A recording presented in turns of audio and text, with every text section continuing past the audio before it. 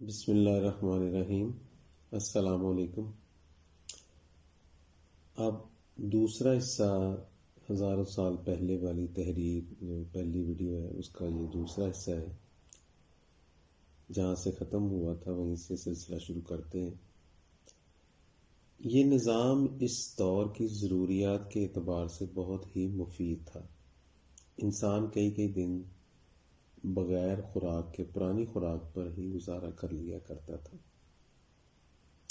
اس وقت انسان کے پاس خوراک ذخیرہ کرنے یا ذخیرہ اندوزی جیسا کوئی سسٹم نہیں تھا۔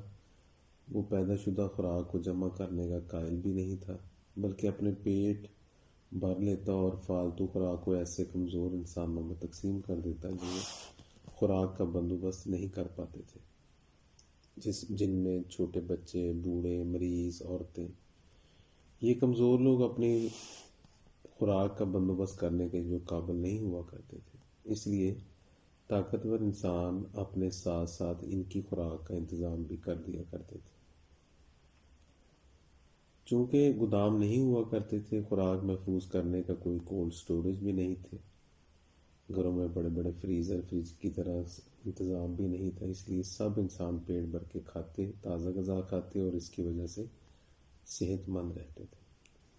کئی دن بعد کھاتے تھے، اس لیے جسم میں محفوظ پیٹرول کے ڈبے، تبدیل شدہ محفوظ کی گئی CNG ساتھ ساتھ استعمال ہوتی رہتی اور جسم میں پڑے زہر نہیں بنتی تھی، اس لیے ہارٹ اٹیک، یرقان، کینسر، بلڈ پریشر، شوگر، ان بیماریوں کو کسی کو پتہ ہی نہیں تھا۔ پھر جب انسان کی زندگی میں خوراک محفوظ کرنے کا رجحان پیدا ہوا تو بیماریوں نے بھی جنم لے لیا۔ ہزاروں سال پہلے شوگر کا مرض تب سامنے آیا جب گھروں میں خوراک کے ڈھیر جمع کیے جانے لگے اور پھر انسان بیماریوں کا شکار ہوتا چلا گیا۔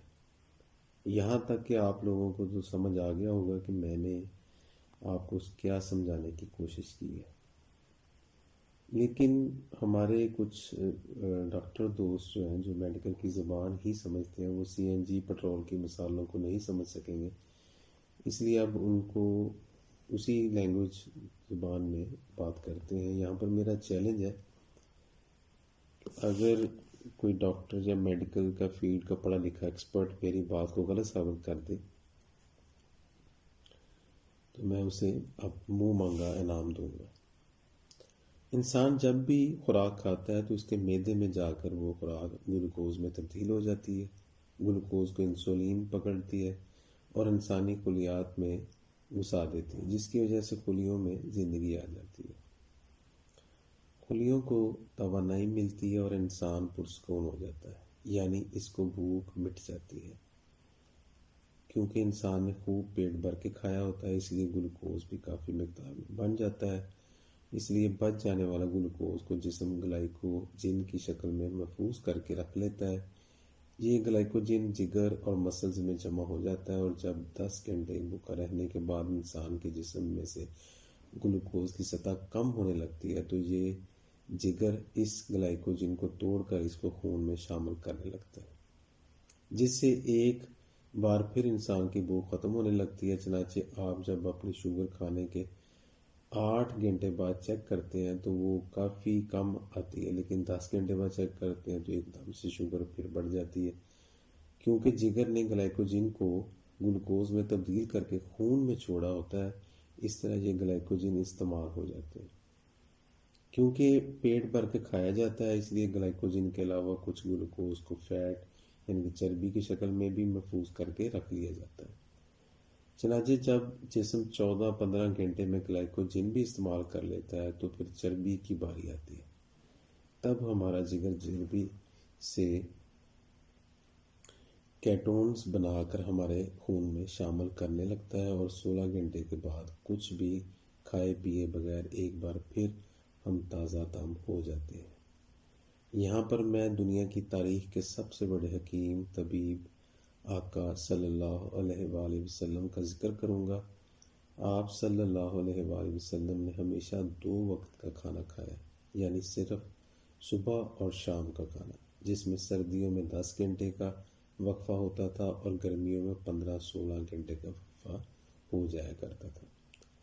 ہفتے میں 2 دن روزے رکھا کرتے تھے۔ میڈیکل سائنس اس طریقے کو فالو کرنے کا زور دیتی ہے، کیونکہ اس طریقے سے نہ ہی شوگر بلڈ پریشر ہوتا ہے اور نہ ہی ہارٹ اور دماغی امراض ہوتے ہیں۔ یہ ایک الگ بات تھی کہ ہم دوبارہ جسمانی نظام کی بات کرتے ہیں۔ امید ہے کہ آپ لوگوں کو سی این جی پٹرول والی بات سمجھ آ گئی ہوگی، لیکن ہمارے آج کے زمانے کے انسان سی این جی نظام کبھی آن ہوتا ہی نہیں، کیونکہ آج کا میڈیکل زمانہ ہمیں 10 گھنٹے تک بھوکا رہنے کا کہتا ہی نہیں۔ میڈیکل کی اس سوچ کو میڈیا آپ کے ذہنوں میں مسلسل بٹاتا چلا جاتا ہے۔ وہ کہتا ہے ہلکی پھلکی بھوک میں ہلکا ہلکا ٹک، یعنی کہ ملٹی نیشنل کمپنیوں نے اپنا اور ڈاکٹروں فارماسیوٹیکل کمپنیوں کا بزنس چلانے کے لیے ایکا کیا ہوا ہے، اور آپ کو بتایا ہوا ہے کہ اگر آپ نے ناشتے کے 6 گھنٹے بعد لنچ نہ کیا اور لنچ کے بعد مغرب کے کھانے سے پہلے سنیکس یہ نہیں لیے تو آپ مر جائیں گے۔ ڈاکٹر حضرات آپ کو 3 وقت کے کھانے کا مینو دیں گے۔ کسی کو ہاں مہمان بن کر آپ جائیں تو آپ کو وہ اپنی محبت کے ثبوت کے طور پر 4 بار کھانا کھلائیں گے۔ بیچ میں وقتاً فوقتاً کچھ نہ کچھ کھلاتے رہیں گے تاکہ چربی میں کمی نہ آئے، اور پیٹ پر چربی کا بندھا ہوا پوٹلا ہی تو ہے بتائے گا کہ آپ کو خوب مہمان نوازی کی گئی ہے۔ چنانچہ اکثر آپ دیکھتے ہوں گے کہ کچھ لوگ یوں کھانا کھا رہے ہوتے ہیں جیسے جہاد کر رہے ہوں۔ اگر اس جہاد کے دوران مر جائیں تو شہادت کے رتبے پر فائز ہو جائیں گے، اور اگر اسپتال جا کر بچ بھی جائیں تو غازی تو کہلائیں گے۔